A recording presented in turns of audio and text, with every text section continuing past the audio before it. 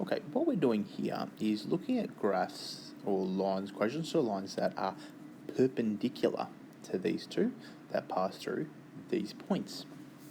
So, if lines are perpendicular, let's draw this so we get an idea of what's going on. We've got one line here. If something is perpendicular to that, it looks like that. And if perpendicular, how many degrees? It is a right angle, so it is 90 degrees. Now, in that case, a bit different. Let's write this. This is the first one I drew. M1, so the gradient of one of them is equal to the negative reciprocal of the second one. So basically, if one of them had a gradient of, say, 2, then the other one would have a gradient of negative 1 over 2. And that's all there is to it.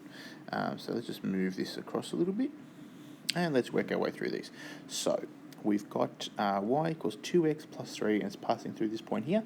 We're looking at this 2x plus 3. So if our gradient is negative 2, then our negative reciprocal, so we'll say, let's use a different colour, let's use green. So if m equals negative 2, then our reciprocal implies that m equals 1 over 2. So the negative 1 over negative 2, which ends up being 1 over 2. And that's what it is here.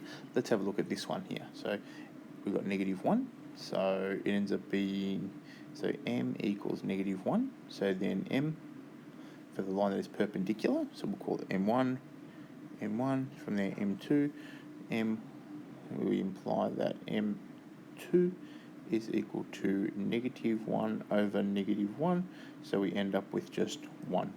Okay, now let's work these out. So now we've got, use a different colour, y equals half x plus c, and over here we've got y equals 1x plus c.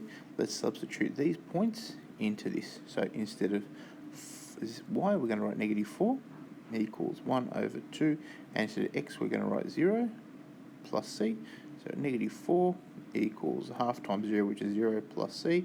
So c equals negative 4. So based on that, y equals 1 over 2x minus 4. Over here, y, instead of y, we're going to write 4. So 4 equals 1. Instead of x, we're going to write 0 plus c. 4 equals 1 times 0, which is 0, plus c. So c equals 4. So therefore, y equals x plus 4. And that's all there is to it. So just to go through those again, we make this a negative reciprocal. So if it's negative 2, negative 1 over negative 2 to give us a half. Over here we've got negative 1, so negative 1, negative 1 over negative 1 to give us 1. So this negative 1 over is the same. We always do that. And then from there, substitute into y equals mx plus c, substitute our values for x and our values for y, and solve for c, and then write our equation at the end.